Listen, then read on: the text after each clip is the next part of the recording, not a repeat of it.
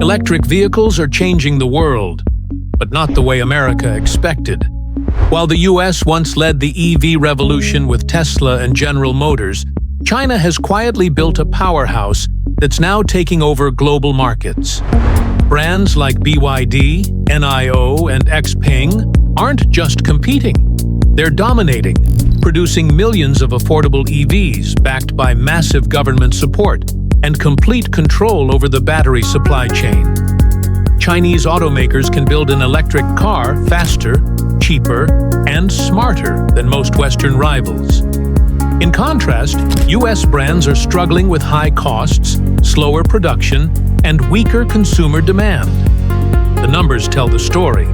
China now sells more than half of the world's electric cars and is exporting them at record speed to Europe, Asia, and soon North America.